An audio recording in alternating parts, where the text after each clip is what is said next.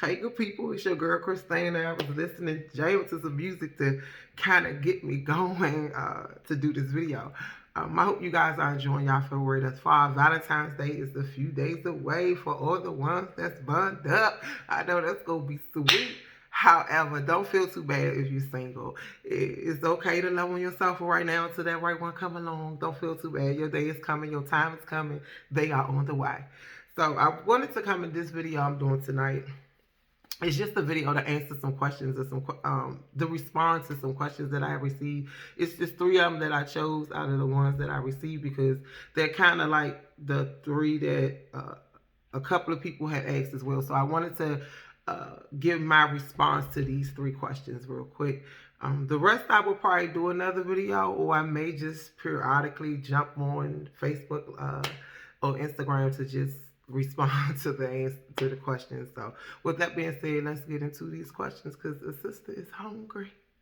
Yes, I am hungry. Okay, the first question is, how do I forgive someone who really hurt me bad? They are not sorry. How do I forgive someone who really hurt me bad? They are not sorry. I would say we all have been hurt. You know, I have been hurt. I've been hurt relationships, my parents, I hurt myself. You know, I have been hurt. We all go through hurt. It's a part of life, right? And I want to believe that you may have heard the, you know, forgiveness for you and not the other person. And it sounds, when you're hurt, it doesn't sound right. You like forgiving somebody is for me. Nah, they hurt me, so they need to, you know, make it right. But I wanted to use that as my foundation because forgiving is really for us. It's not for the other person, and it's not to say that they're getting away with it. This person didn't go into detail to say what had happened, and honestly, I don't think that it matters, especially in God's eye, because it's plenty of things. If this person, I'm not sure what you believe in, but as children of God, it's so much that we do. It's so much that we that's not of God that I'm sure breaks God's heart. But every day He seems to he still show us mercy and grace. And God tell us that's exactly what we have to do for people. When you forgive somebody, you're not setting them free from what they done to you, because it's not our job to hold them accountable. It's not our job to hold them accountable. You're setting yourself free, because if you're holding on to something that they done to you, and it could have been as a child, it could have been recently, it could have been whatever, they'll go on about their life, because you never know if they ask God for forgiveness or not. And God will forgive and they will move on. And you're stuck holding this because you feel they owe you an apology. A lot of times forgiveness doesn't come with an apology. A lot of times forgiveness doesn't come with answers. But it's truly, and I can testify to this, forgiving someone who hurts you does set you free. It does not mean that you're okay in this. How you forgive, you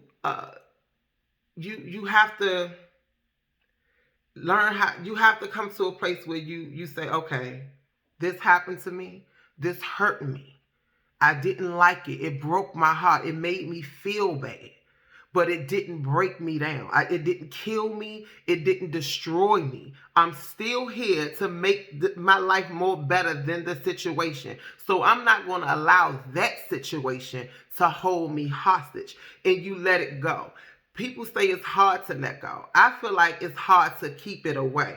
I feel like it's a split second to open your hand and let it go.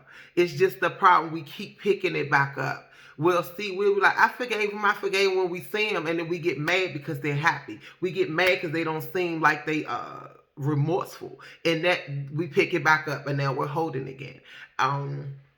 So I would say, find it in your heart to forgive yourself for even holding on to whatever it was for so long. Even if it just really happened, you have to take, I'll encourage you to take the steps of healing from that situation. You don't need the other person to heal. You can heal. If you don't speak to God on a regular, I would encourage you to begin to. I would encourage you to pray more often, talk to God, and tell Him how you truly feel. And then God had blessed people with the wisdom of counseling. To find somebody, not a homegirl, somebody that you can go talk to who's fair, who would see it from a fair perspective, not to just tell you, yeah, girl, that's right, or yeah, you right, for girl, I wouldn't forgive him either, because that's holding you hostage. And I hope I'm making sense. It's holding you hostage, and when you begin to confront that thing and tell that thing how you really feel, you don't have to tell it to the person. You can literally sit where you are, lay where you are, and be like, God, this is what hurt me. I didn't like that they mistreated me. I didn't like that they abused me. I didn't like that they did this, that, and the third. God will give you healing for that, but you have to be willing to face it. You have to be willing to go back and deal with it. You have to be willing to get through it, because if you don't, that could be the main key that's holding you up from going where you're trying to go. That could be the thing that's keeping you from getting to that next, like, sometimes have you ever felt like, I feel like I'm right there, but it's just something that just won't let it click? That could be it. Because meanwhile, you holding yourself hostage because something they done and you don't like, and they wrong. They could be dead wrong, but they gonna live in their best life, and you sitting there mad as ever. See, that's where the forgiveness is not for them coming at, because when you forgive them, you set yourself free. This ain't got nothing to do with them. But if you hold that against them, that's holding you up. It ain't doing, I'm telling you, your unforgiveness does nothing for the other person. Nothing. Some people may be, those type of people that, well, I need them to forgive me. That's how they feel. That's how they feel. That's not nothing that's needed. I need you to forgive me, or I just can't go on. That's something that they're dealing with within themselves. But if you forgive somebody, it has nothing to do with them. Like, it's not going to be like, okay, once I forgive them, their life, if I forgive them, like something's going to happen, and, it's just like the sky's going to not fall. I don't know. It's just, us not forgiving people does nothing for them. It does nothing for the other person. It sets you free to be free from bondage, free from holding yourself hostage, free from bitterness, free from anger, because unforgiveness is attached to that stuff. You feel like, okay, this is the first month, I'm just mad. But then the months turn into 6 months, and now you're bitter. Now you're angry. And now everything you come in contact with, you touching it, and you pouring the bad vibes on it. And you wonder why nothing is clicking, because you're walking around with a bitter spirit because you won't forgive somebody. Set yourself free. I'm sure it's a lot of things people done. People have molested, people have lied, people have betrayed and backstabbed. But God is such a forgiving God. And I want you to think about, God wants us to forgive each other like he forgive us. God tells us if we don't forgive people, he will not forgive us.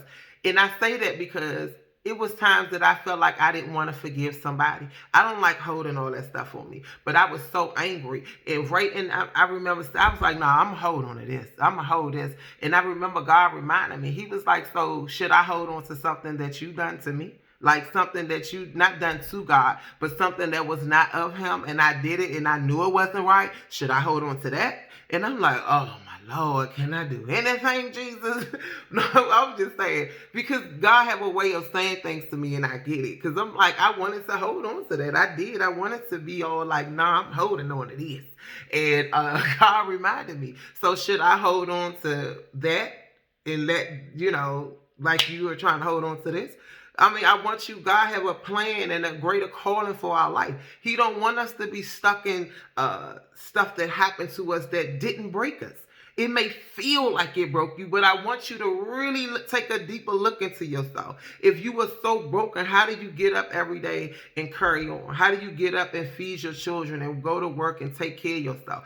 So you've been hit, but you can be healed. You're not, it's not over. And I'm sure that it hurt, but you can turn that into a testimony. You can show somebody that you can make it through this by forgiving that person. So I hope that helps. I hope that answers. I hope that gives somebody some type of clarity. Because real talk, forgiving the other person is simply for us. it's really not about them. It's about you, because forgiveness comes attached with a lot of things, and you find yourself bitter. You find yourself mad. You find yourself angry and evil all the time. And I'm telling you, the enemy's so tricky. You won't even see it coming. You won't even see it coming, but people have a way of telling you about yourself. People will tell you about yourself. People will tell you, you'll be, somebody will be like, you never listen, and you never listen, and everybody keep telling you never listen. You may check yourself, because you probably don't listen. Somebody keeps saying to you, you coming off like you're bitter. Now, I don't really think you're healed because you sound mad. You need to check yourself, because you probably is, because people will tell you about yourself indirectly, directly, the way that they respond to certain things that you do. We can learn ourselves from that as well. But the enemy is so tricky and so deceitful, you won't even see it coming. You'll feel like, I'm going to be mad and I got a right to be mad. But you also have a right to forgive too.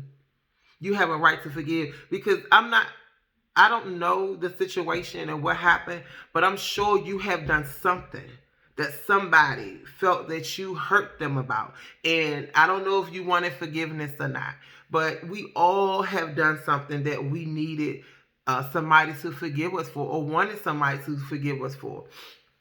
So I say, how do you forgive people who hurt you? You let it go. You drop it, and every time the enemy try to pick it back up and tell you to hold it or put it back on your mind, you tell that devil, no. I want to be set free. I'm going to be set free. I am not going to be mad. I'm not going to hold on to this. And you have to, it's not, people think when you drop it, it just dropped. God just be like, okay, it's over. The fight, you have to fight.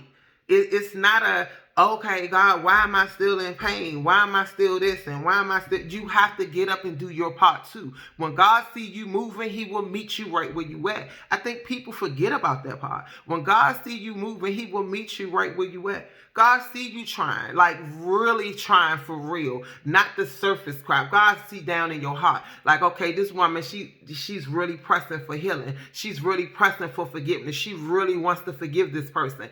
And God would do that, help that happen for you. He would teach you. He would give you peace beyond your understanding. But you have to be willing to do your part. You cannot just expect it to just happen like, okay, God is that powerful. But if he just does that, then where will we be as people if we never put in no work? So I just want to encourage, whatever the situation is, don't allow that to hold you hostage. It's so much more and so much in store for you, that situation, whatever it is, give it to God. Forgive that person. You don't have to be friends with that person. You don't have to kick it with that person, but set yourself free. I promise you, you will feel so much weight lifted off you. And that person don't even care, probably. You sitting there holding yourself hostage and the other person just gone about their business. No, honey, set yourself free. Set yourself free. So that's my advice and my opinion on that situation. I really hope that makes sense. I hope somebody got some clarity from all that. So I'm going to move on to the next question. Real talk, forgiveness is a hard thing to do, but it definitely can be done. You just keep pressing your way. And every time the enemy try to make you feel like, nah, you need to be mad, they did this and did that, rebuke that thing in the name of Jesus. I shall be free. I will be free.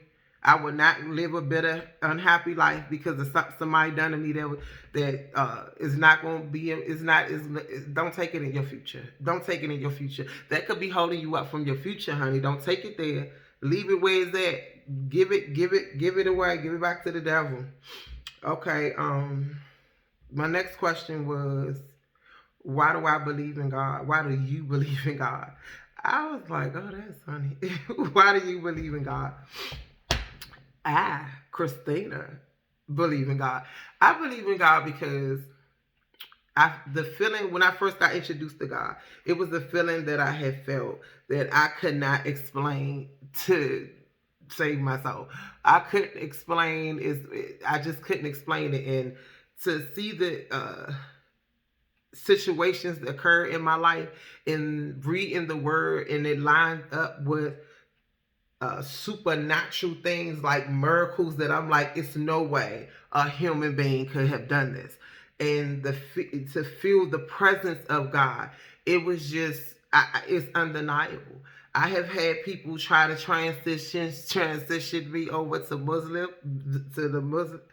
Oh Lord, I can't even talk. I'm super excited to become a Muslim and Jehovah's Witness, all kinds of stuff, right? And my main response to that, I appreciate the gesture. However, it's nothing. I mean, people try to deter me away from God. They tell me Jesus ain't real and this, that, and the third. You believe in that. God is in your mind. It's not a God, it's spirit, it's the atmosphere, all this stuff. And that's cool. If that's what you believe, rock on. However, I stick to my stories and I stick to my guns. I'm like, what I feel, what I have experienced, it's unexplainable. You know, sickness that attacked my body, that doctors told me, human beings who went to school, spent a lot of money in college, told me. These so-called geniuses told me that you would always take these blood clot medicines for the rest of your life. Told me I would never walk right again because of the blood clots in my vein. However, I didn't take. They gave me like a tray, a nightstand full of medicine. I kid you not, a nightstand full of medicine. I didn't take none of it.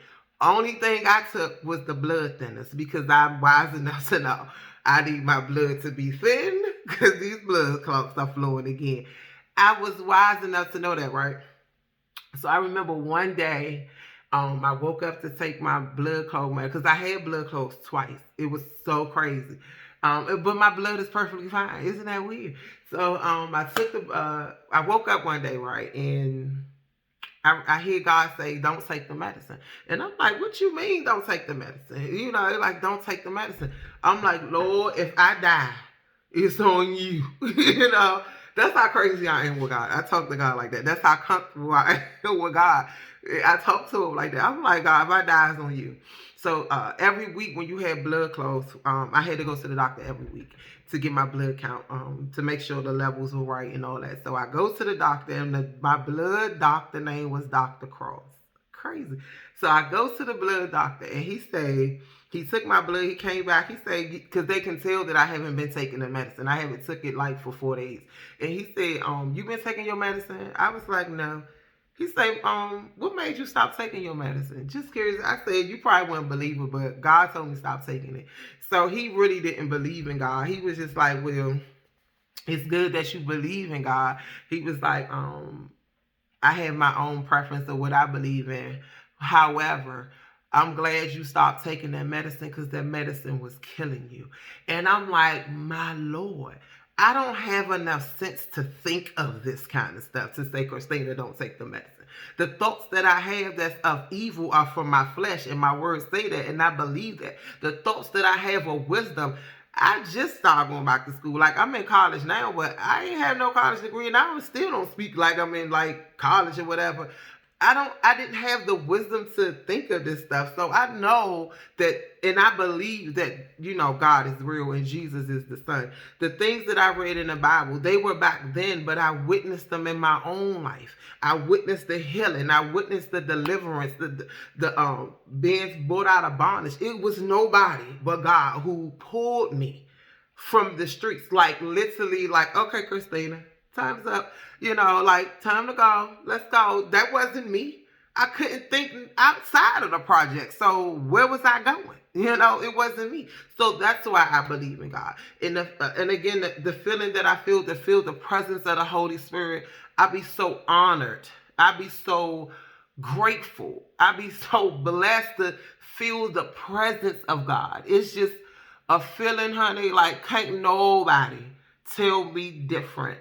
And I'm sorry, you just can't, because you cannot negate what I feel. Now, if somebody was just telling me God and I'm just following man and just like, okay, whatever he say and I ain't experienced nothing, then maybe you can flip it. But I know what I feel. I know when God's presence is near me. I know the wisdom that he gives me. I wouldn't know none of this stuff. I mean, I still be like so behooved today when I be like, how did I know? Like, I never went to school for psychology, and I'm like, Lord, how do I know this stuff? Even in my logic class, my teacher be like, Christina, it's like for real. I'm like, look, I'm telling you, it's nobody but God. Because Christina don't know none of this stuff.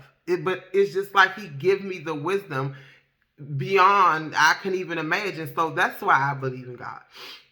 It's not about things. It's about his presence and who he is and what he stands for. All the things are a blessing along the way. But that's why Christina believes in God. Like, real talk. Can't nobody tell me otherwise. You can tell me, well, God ain't showing for me. Sorry that you feel that way. He shows up for me every day. I don't got enough manpower to wake myself up. I ain't got enough power to heal myself. Because what people don't understand, medicine don't heal you. It just treats your symptoms. So they didn't heal my blood clots.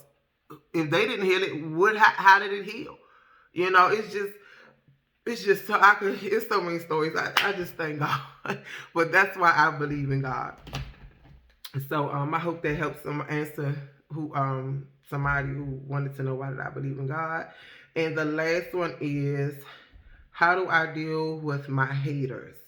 How do I deal with my haters? You don't. That's simple. You don't deal with them, honey. You let them deal with themselves. I was about to say something else. Lord, thank you. Because I was about to say something that I had no business saying. So I thank God for shutting that thought down. However, but you don't deal with them. You don't. You know, they're going to be there. And I believe God used them to put fire in our butt, or God used them to push us into our next realm. So be grateful that they're there, that you be grateful that you have people who are inspired by you. They just show it in a negative way. Because there's no way somebody's going to give something that much attention that they really don't like. I don't like certain TV shows. Why would I subscribe to watch it if I don't like it? Doesn't make sense. So no, you don't. You don't. How do you deal with your haters? You don't. You leave them to be. You leave them, and God's word say you pray for them. So when you pray, say, Lord, have mercy on the people who hate me. Have mercy on the people who don't like me. Have mercy on the people who come for me, because they know not what they do. But with the haters, don't remember. Well, probably don't know, because sometimes the enemy will have you so distracted that you don't realize what's attached to what you're doing. Because any hater that you have, honey, just be mindful that one day they're going to be sitting at that table that God prepares for you. So don't be mad if you got a lot of them. Just know your table gonna be big. If you got a few of them, just know you're gonna have a small table. Don't entertain them, because the second you entertain them, you are distracted. The enemy gonna catch you off guard, and you gonna get caught slipping. So no, you don't entertain them. You let them sit where they sit, because one day they're gonna be sitting at your table. God said, I will prepare a table in the presence of your enemies. And they'll sit there and watch you shine. They're going to be trying to turn the channel. They're going to be trying to get off your Instagram page. But every time they get on there, somebody who know them know you going to tag it. And they still going to see you. So don't entertain them. What you do with how do you deal with your haters? You don't. Continue to do you, because you're doing something that has their undivided attention. And on top of that, you're going to teach them something. Why they hating you with their heart out of jealousy, you're going to teach them something. So you keep doing what you do. Do not entertain them, honey. Do not entertain them, because it's really not worth entertaining. You don't want to find yourself being prepared at somebody else's table because you're trying to retaliate on a hater. It's not worth it. Let them hate.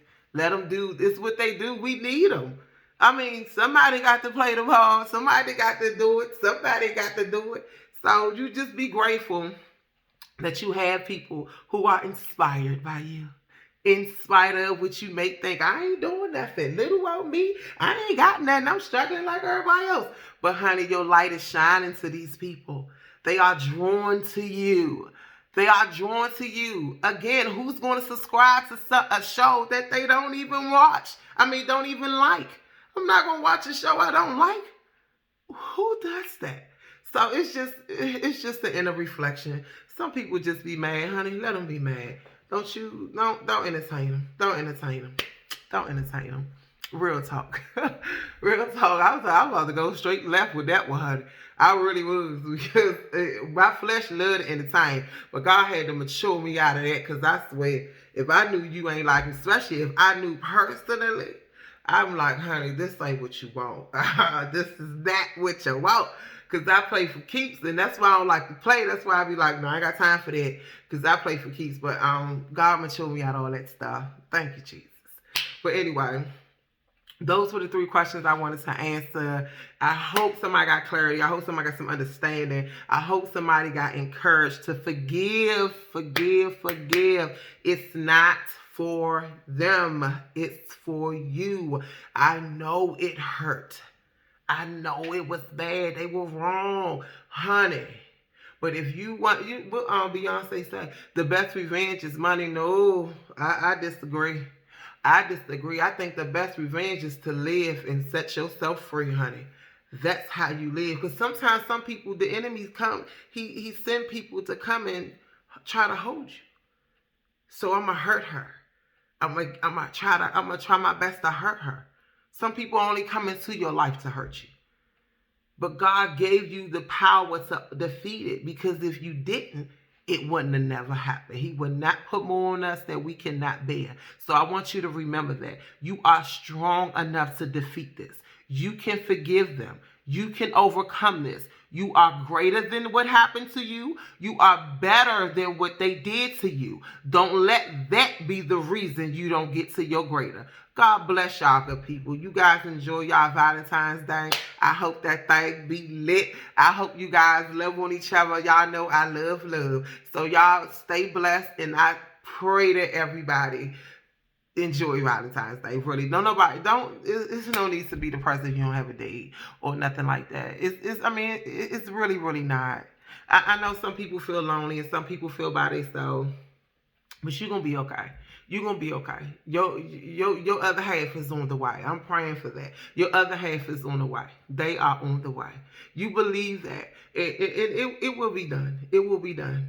God bless y'all, good people. I'm about to go get me something to eat. I cooked some food. I cooked some food. I did. I don't really like cooking that much. But like if I'm when I was married and my daughter and my son, well, my daughter lived where she lived with me, I love to cook for them because they like to eat. I don't like cooking for my son. He's a real funny eater, so I don't like cooking for him. But I did cook some chicken Alfredo, chicken broccoli and shrimp Alfredo. Oh man, it is super, super good. I'm not just saying that because I hate when people say that, but I'm about to say it. I'm not just saying it because it's me, but I guess even if it wasn't, I would tell y'all it was nasty and still eat it because I ain't gonna waste my food, period. But God bless y'all, good people. Y'all enjoy the rest of this night.